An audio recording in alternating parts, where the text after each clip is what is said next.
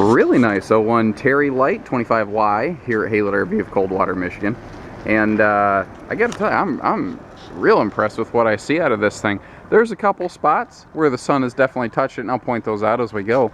But I mean, man, by and large, you could not ask for an '01 Terry to be in much better shape. It's definitely spent its life covered. When not in use, this thing has definitely been covered up because the skin is not all you know, sun faded and yellowed. The decals are all still in really good shape, and I mean, just really impressed with what I see here. 30-pound tanks, which was a little more uncommon back in '01, so this does have more propane capacity. Looks like someone did throw a power tongue jack on their aftermarket just to save you from getting the tennis elbow from cranking the jack up and down.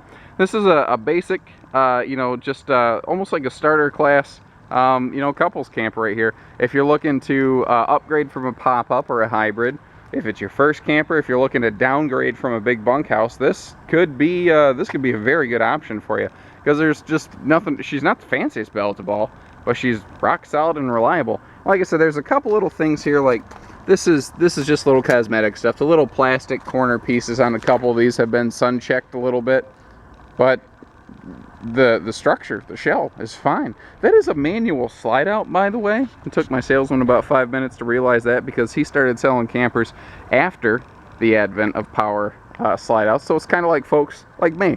I never really learned to grow up driving a manual stick shift vehicle. I always grew up with an automatic.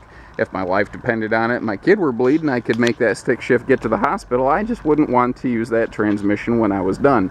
Thankfully, there's a couple of us here that still remember the days of manual slides, and we helped him get this figured out before he busted it. Spare tire on the back here doesn't look like it ever touched the ground. It does have a little outside shower on the back here too, so if you're cleaning fish, or you got some kids or grandkids and they've been down at the lake and you want to get the turtle smell off them, you can do that. I noticed this right here, and that tells me that they at one point had a bike rack on the back bumper, and in fact when I started looking, you can see the little signature of that. That's kind of the funny thing about selling used campers. You're playing crime scene detective for campers. It's CSI for campers right there. Big awning on this too. That I do like. The awning does cover both entry doors as well, so you got awesome awning coverage on here. Again, things like your plastic fixtures on this, your ABS materials, they are not 100%. That's not a big deal. What matters is this thing is in good shape, your major appliances are working, and you know, no leaks. Those are the big deals. That's easy. That's easy to replace. A leak in a roof, that's a lot harder. All in all, pretty impressed with just especially even not just the exterior, but the interior shape. I think is even better, probably just because it hasn't really been exposed to the sun as much. But this is light, it's clean, it's been well kept. You know, folks weren't smokers, they didn't have pets in here.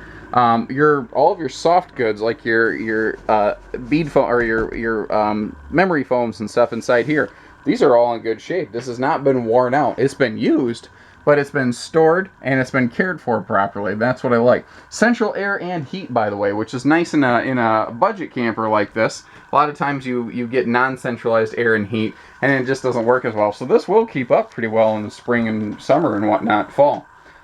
Good storage in here. One thing Fleetwood was always good about was giving you lots of good functional storage space. And I like the easy access to the water pump down there for winterization season. In recent years, manufacturers have gone to this trend of like hiding the water pump in areas where it's just impossible to get to. Only 4,900 pounds this camper, by the way. I just saw the sticker up there. So it's really nice that this one's doesn't have to deal with all that. I do like the stainless sink instead of plastic. That's another thing Fleetwood did really well back in their heyday. The extra countertop space back here in the corner is just begging for like a coffee maker or something like that too. Again, manual slide out. Don't let that throw you off. It moves in and out very easily, by the way. The sofa does jackknife down to an extra sleeper, and it is a full-length sofa. In more recent years, manufacturers, to try to keep things lighter and less expensive, have found little ways like shaving inches off the sofa to save some weight. Big time cross breeze windows too, set right across from one another on both sides of the table. I do always like to point out original owner's manuals when I see them. That's a very big thing to me. That is generally, not always, I have seen exceptions, but it is generally an indicator that folks took good care of this camper and kept everything right in the place it belongs. Big time storage underneath that booth section right here too.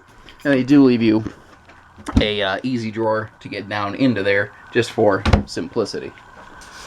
As we're passing through the living room to the bathroom area, you see that we do have this big floor to ceiling closet section right here. And I like that it's right across from the bathroom, because if it were me, I'd leave some towels right there and I could still have some clothes hung above. And that way, if I ever forgot my towel, I would be right next door in the bathroom. I could just reach across the hallway and grab a towel as required. I am known to forget a towel from time to time. I never do that. If I shower right away in the morning, or at the end of the day in the evening, I never do that. But if it's the middle of the day and I take just a quick little spot shower, I'll forget a towel every time, because I'm always in such a hurry. Both sides of the bed do have outlets with bedside stands, so you can keep your alarm clocks and whatnot, and your CPAP machines right there. And I like that those can be right up next to your head, so it's easy for you folks with the breathing machines. But you know, it's clean, it's well kept, everything's in good shape. This is a very nice used camper. It's going to be something that'll treat you well without breaking the bank. So give us a call, 800-256-5196. Haylett RV of Coldwater, Michigan. Thank you, everybody. Take care, stay safe, and happy camping.